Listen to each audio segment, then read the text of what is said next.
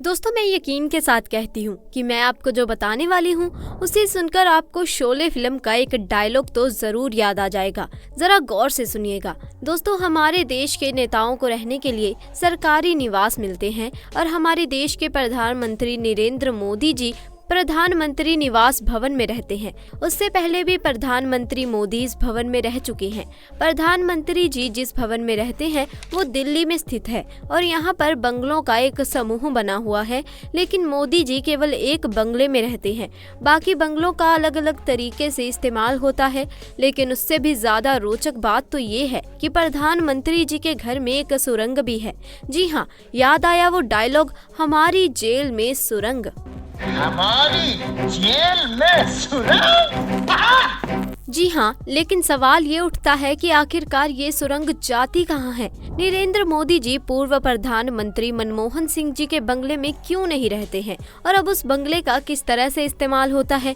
ऐसी कई सारे सवाल हैं जो उनके घर से जुड़े हुए हैं, जिनके बारे में बहुत सारे लोग नहीं जानते। तो आज की इस वीडियो में मैं आपको कुछ ऐसे ही चंद सवालों का जवाब देने वाली हूँ जिसे जानकर आप हैरान हो जाएंगे और कहोगे कि क्या बात कर रहे हो, ऐसे हैं पीएम मोदी का घर। जी हाँ, तो चलिए वीडियो में आगे बढ़ते हैं। दोस्तों, नरेंद्र मोदी जी जिस बंगले में रहते हैं वहाँ के बंगलों के समूह को कुछ वर्ष पहले ही 7 रेड कोर्स रोड कहा जाता था, लेकिन अब वो 7 लोक कल्याण मार्ग के नाम से जाना जाता है। और आपको जानकर हैरानी होगी कि नरेंद्र मोदी पहले ऐसे प्रधानमंत्री हैं जो अकेले प्रधानमंत्री आवास में रहते हैं।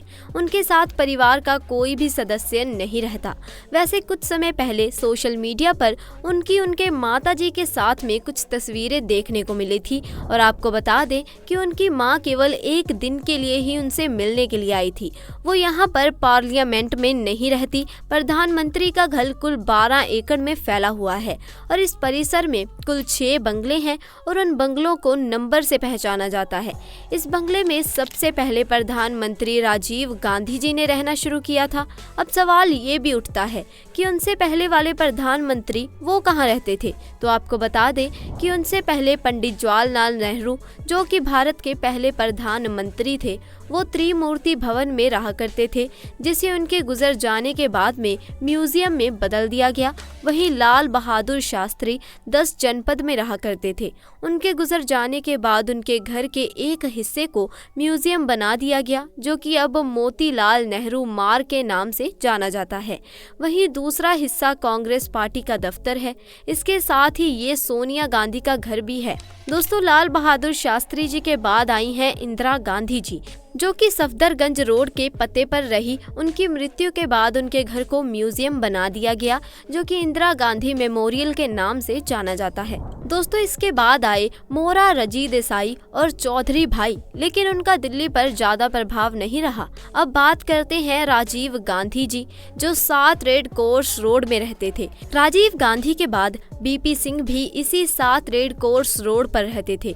यहीं पर रहने के दौरान उन्होंने 30 मई 1990 को एक कानून बनाया कि बंगलों का ये जो समूह है, अब ये हमेशा आगे आने वाले प्रधानमंत्री का आवास भवन होगा। अब ये जानना रोचक होगा कि बंगले के अंदर आखिरकार क्या है। अब देखिए, इस बंगले के अंदर एग्जैक्टली क्या है ये तो कोई नहीं बताएगा, क्योंकि सीधी सी बात है, ये प्रधानमंत्री की सिक्योरिटी का मामला है और इससे कोई छेड़खानी नहीं करना चाहेगा। लेकिन कुछ जानकारियां बाहर हैं कुछ किताबों के माध्यम से, जैसे कि संजय बारू की किताब है एक्सीडेंटल प्राइम मिनिस्टर।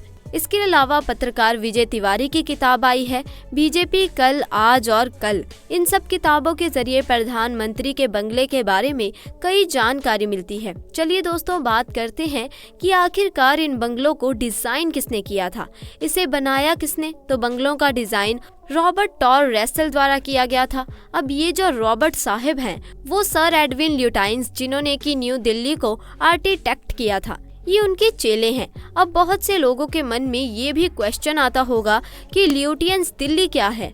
तो आपको बता दें कि जिसमें लोकसभा, राज्यसभा, राष्ट्रपति भवन, सारे के सारे केंद्र सरकार के दफ्तर और उनके घर के बंगले आते हैं, उसी को ल्यूटियंस दिल्ली कहा जाता है। अब फिर से हम प्रधानमंत्री के घर की तरफ वापस लौटते हैं।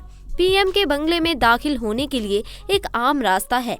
आम रास्ते का मतलब ये नहीं है कि हम और आप कहीं भी मुंह उठाकर चल दिए कि भैया आम रास्ता है जाने दो। यार ऐसा नहीं होने वाला है। ये आम रास्ता जरूर है, लेकिन है खास लोगों के लिए। यहाँ पर एंट्री करते ही सबसे पहले हमें 9 नंबर का बंगला दिखाई देता है।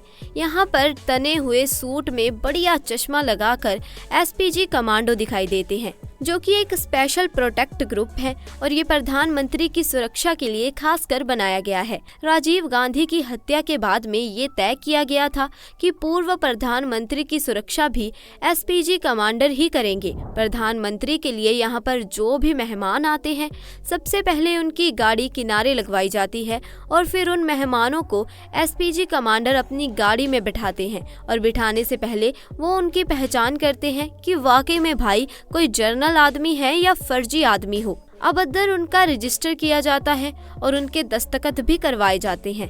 नंबर 9 बंगले के बाद आता है नंबर 7 का बंगला और इसी के नाम पर पहले प्रधानमंत्री का घर 7 रेड कोर्स रोड कहलाता था।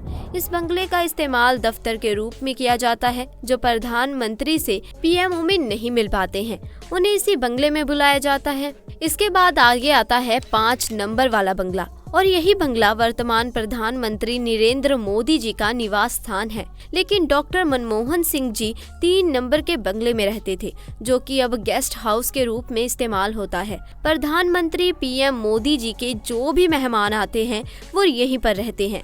अब यहाँ पर एक सवाल और उठता है कि नरेंद्र मोदी जी का घर हो गया नंबर 5 वाला बंगला और उनका दफ्तर हो गया नंबर 7 का बंगला, तो क्या मोदी जी हर दिन पैदल चलकर अपने दफ्तर पहुँचते हैं या फिर अंदर ही अंदर सड़क बनी हुई है, कार से बढ़िया बैठकर निकल जाते होंगे?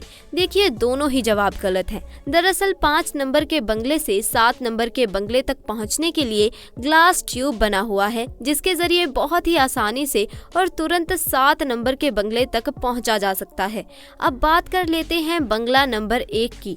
तो ये एक हेलीपैड है और प्रधानमंत्री जी को कहीं भी जाना होता है तो वो यहीं से उड़ान भर लेते हैं सीधा। अब बचा बंगला नंबर 11, तो उसे भी प्रधानमंत्री की सुरक्षा को ध्यान में रखते हुए प्रधानमंत्री के बंगला परिसर में शामिल कर लिया गया है। अब हम फिर से इस सवाल पर पहुंचते हैं जो हमने वीडियो की स्टार्टिंग में बताया था, और वो है हमारे घर में सुरंग, यानी कि प्रधानमंत्री जी के घर में स्थित सुरंग। अब देखिए, प्रधानमंत्री के घर में एक सुरंग स्थित है और इस सुरंग को बनाने का निर्णय मनमोहन सिंह जी के कार्यकाल में लिया गया था। सुरक्षा, समय की बचत और ट्रैफिक जैसी कई कामों से इस सुरंग को साल 2010 में शुरू किया गया था, जो कि साल 2014 में बनकर तैयार हुआ।